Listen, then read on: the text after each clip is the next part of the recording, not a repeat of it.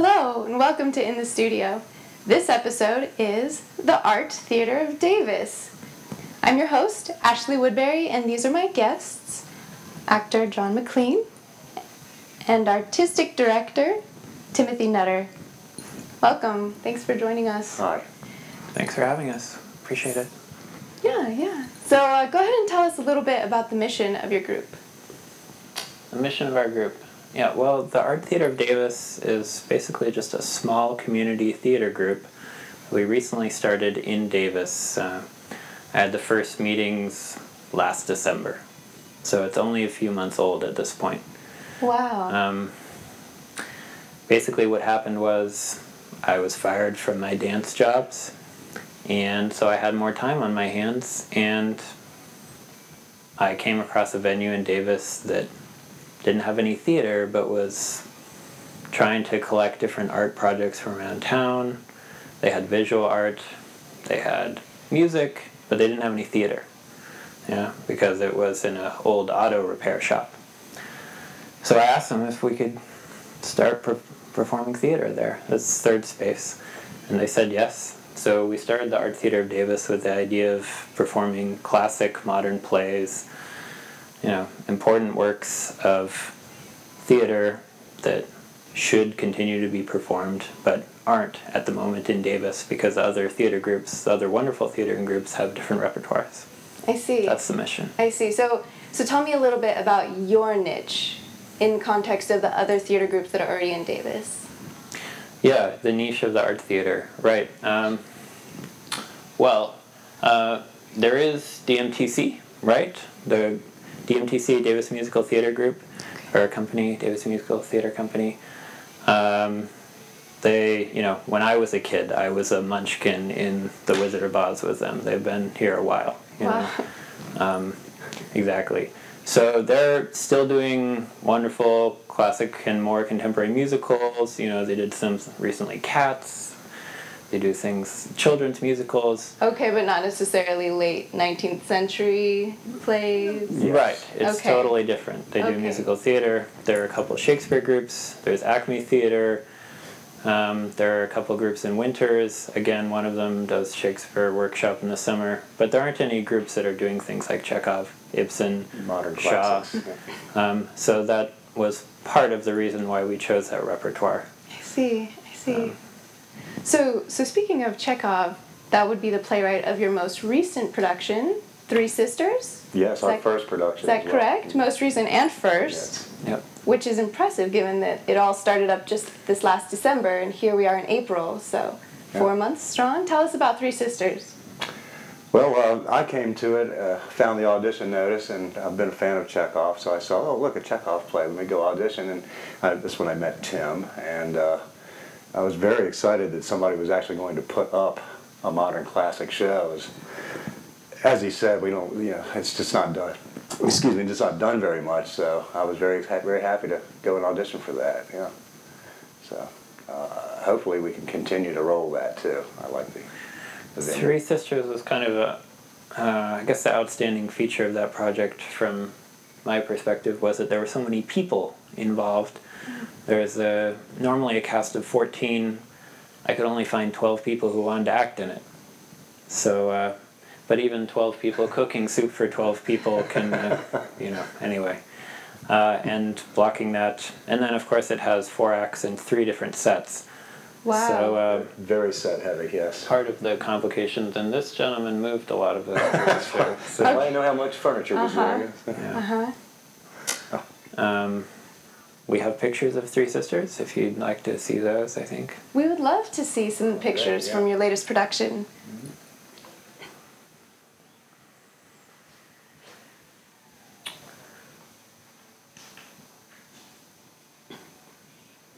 Speaking of furniture.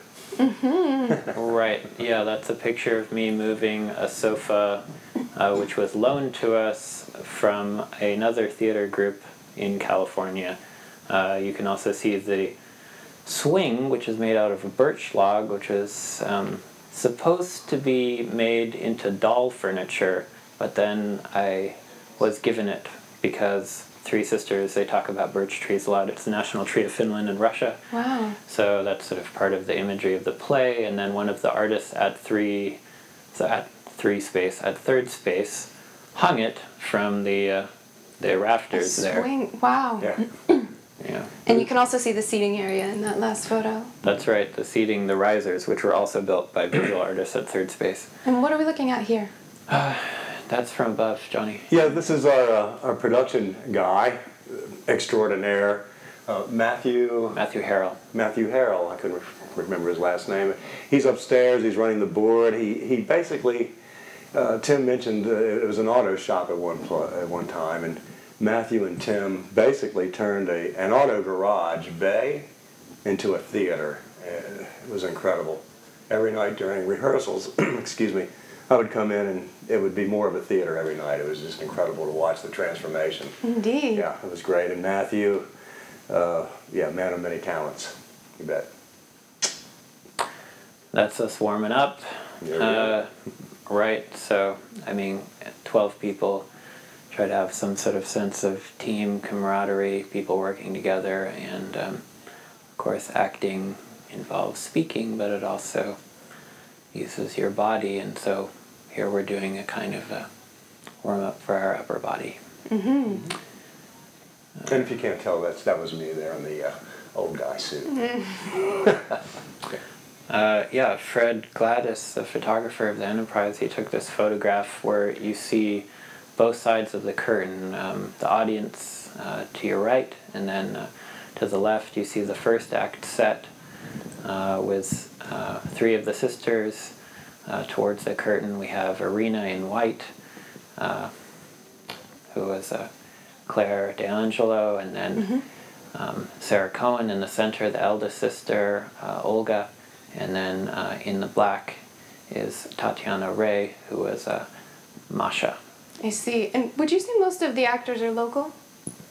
Yeah, I would say that. The only exception to that really is the lady in black there, who drives 48.6 miles to get here. And what an intimate setting for the audience. It was quite close, yes. Excuse me. All right.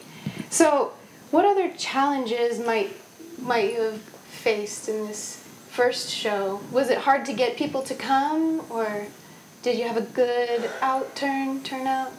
We had a great turnout. There were only a few nights that we weren't near capacity, and we sold out many shows. So for a first show, for a startup, I thought that was pretty good. Yeah. We didn't really have any trouble getting the people to come out. We had just a few not full nights. It was good. Mm-hmm. Yeah, a few days we turned people away, which is sad, but I think the main problem is we could only seat safely 35 to 40 people. Right. 35 to 40. So even if there had been more people, it wouldn't have been really possible. I'm hoping to have longer runs in the future so more people can actually see the show and the actors get more chance to perform. Excellent. Part of the mission being, of course, not just to bring theater to the audiences, but also give people in Davis the opportunity to learn about theater and participate in it firsthand, right? Like Johnny. Right. Absolutely. So, how many shows do you anticipate having throughout this year? I'm hoping we'll have 5 in the year. Yeah. So, Three Sisters, and then our next show is Hedda Gabler by Ibsen, opening the 16th of May. Hedda Gabler, what's that about? Well, Brief synopsis. you better take that one. Right. Hedda Gabler was one of the many plays that Ibsen wrote. He was a Norwegian author, world-famous Norwegian author who was heavily influential in realistic drama, right, at the end of the 19th century and into the 20th century, like Chekhov, right? But, of course, his playwriting is much more, I would say, traditional in its structure, and in terms of the revelation of information from the past is importantly revealed at the most dramatic moment. So it's delayed, and there's mystery and revelation late, but it's not withheld forever, as in later more absurd playwrights, or in Chekhov where things are maybe left a little more indefinite. The play itself centers around two couples who are now in one arrangement, but previously, 10 years ago, were in the opposite arrangement, right? And so now they come together in the living room after one of the couples returns from their honeymoon and fight it out. Hedda Gabler, of course, is sort of the most famous figure from this play, and I would describe her as extremely frustrated at being unable to do very much. She's unable to act for a variety of reasons, and people debate about that. Is it a sort of a prefiguring of ideas that have to do with Freudian psychoanalysis, right? So the kind of a containment of the emotions, or the pneumatic theory of the emotions that you might see being illustrated here, right, where she's unable to release her psychic energies due to whatever reasons, right, social, due to her gender, or her class role that are expected of her, etc., etc. So it's very dramatic. There's a lot of I would say sexual tension, and there's also a lot of concern for the contrasting roles of men and women in the society at the time. So given that, excuse me, how would you say an experience is for the viewer? It's going to be an intense show. That's the best word I can describe the show. It's going to be intense for everybody involved, I think, viewers as well as actors. So I think it's going to be pretty good, I would say come and see it. And how many crew do you have for this production? About half of what we did, right. So the normal cast is 7, and we're still actually looking for a 7th actor to play Berta, the maid. So if anyone's watching and is interested in auditioning, or maybe just coming by and introducing yourself, please get in touch with us, because we are looking for another actress to play a elder lady, the maid Berta, a 40s, 50s, 60s, something along those lines. So, if someone is interested in getting in contact with your group or learning more about, about what you do, where can they find that information? There are a couple main places. One would be our Facebook page, which is just facebook.com/Art Theater of Davis, right? So you can find a lot of information about us there, photographs, things we've written, upcoming descriptions things, of what we've done. Yeah. We post all our auditions there, right? And sometimes videos of what we're doing. And you can also find information about some of the people involved on our Davis Wiki page, which if you just search on Davis Wiki for Art Theater Davis, you'll find us. There you go. That's the easiest way. Thank you for the list of resources. Yeah, sure. That's great. That's great. So, I want to know how the late 19th century plays can be relatable to a modern audience. Well, I like to think of it in the opposite direction, honestly. I mean, I think that's a great way of looking at things, and a popular one, but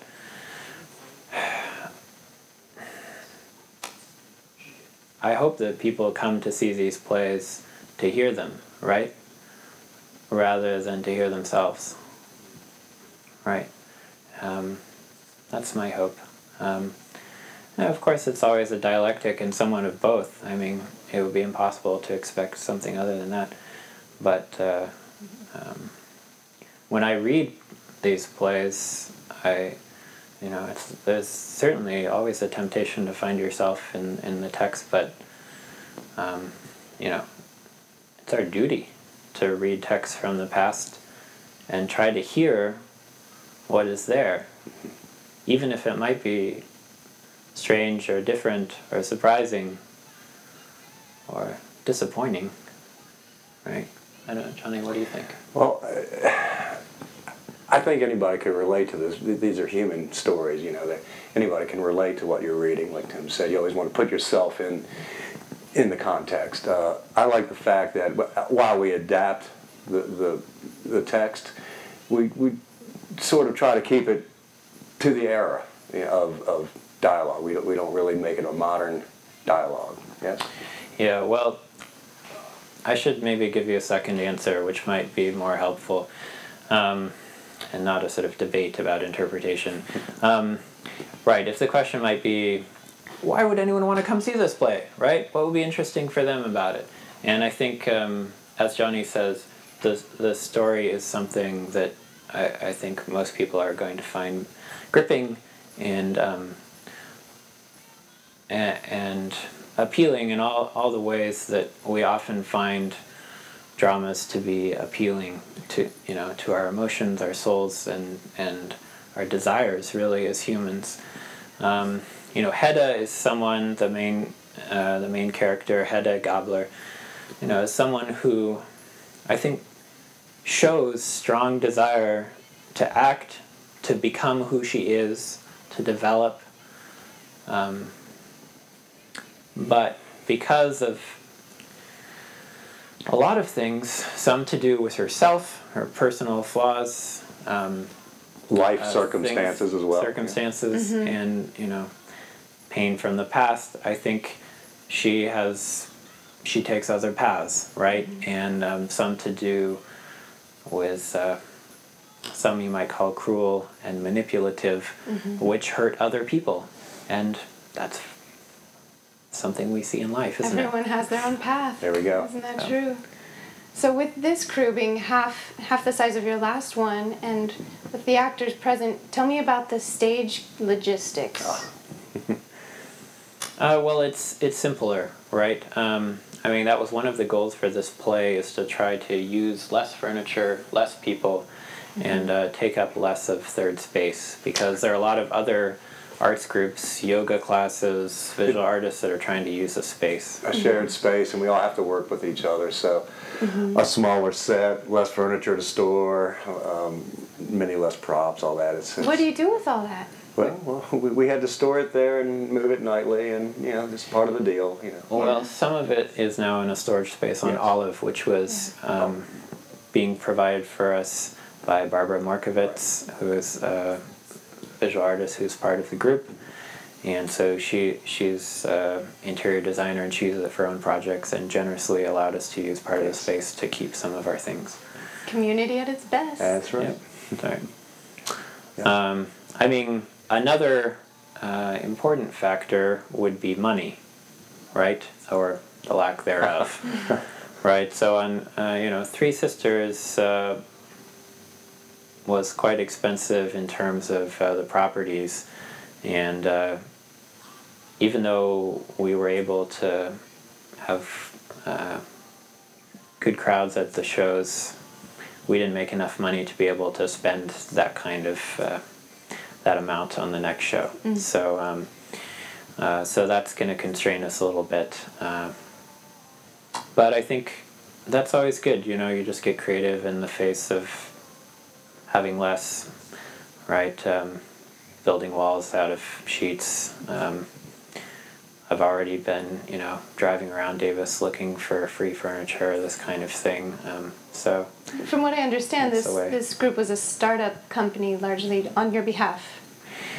Yeah, I mean, or because of you, I should say. Yeah, well, I mean, yeah, I mean, I started trying to create the group in my garage, and my living room, and there wasn't a lot to start with, but then we had a community fundraiser, right, which allowed us to get started. So about 30 people donated to the group, and then we had some capital to work with and rent costumes, that kind of thing, which was really nice and very generous, all the people that helped us get off the ground. And the Indiegogo? Yeah, that was through Indiegogo, which is, you know, it's it's a crowdfunding site like Kickstarter, which people have heard of, but it's only creative projects on there, I believe. And also, it was originally founded to fund a theater project, so that was why I decided to use it. And it helped immensely, really. It was very good. But you can't be asking for money every week, right? So, so this time we're trying to be a bit more economical, and things may be, shall we say, more implied on the stage this time around. Leaves more to the imagination, I suppose. Yeah, I hope so. Yeah.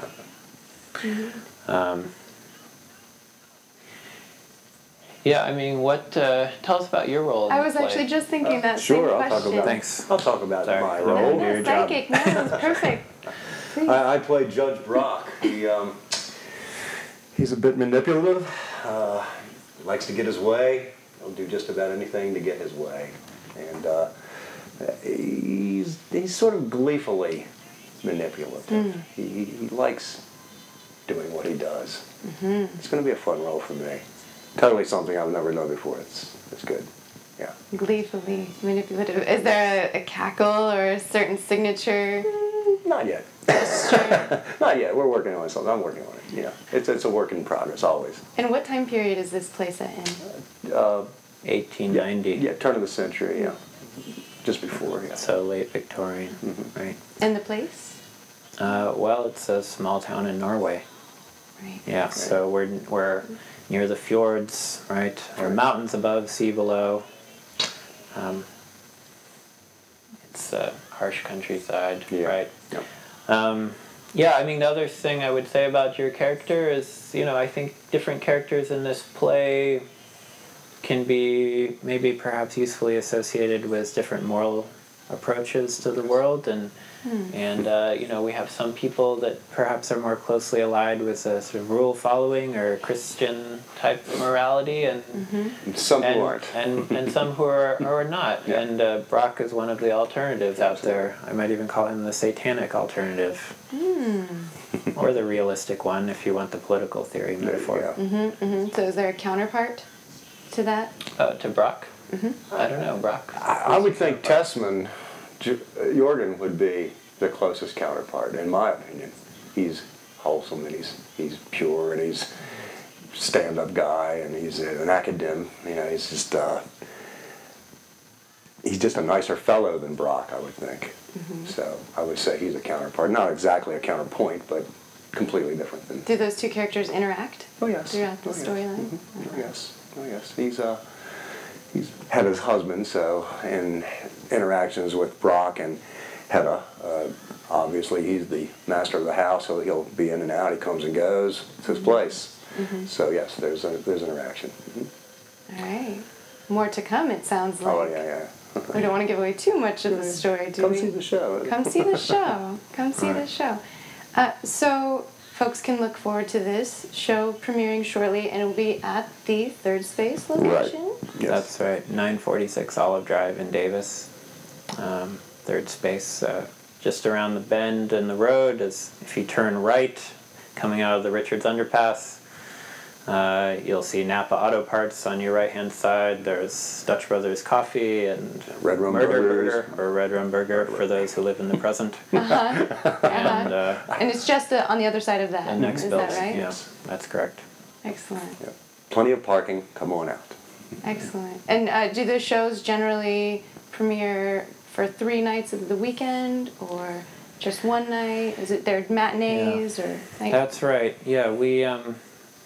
I think we're going to follow the pattern of opening night on a Friday, so it'll be Friday night 7 and then Saturday night 7, and then this time we're having Sunday matinees at 3:30, Right. because one of the shows falls on the last Sunday of the month, which is the flea market at Third Space, and so we need to give them time to fly off with their flea market things.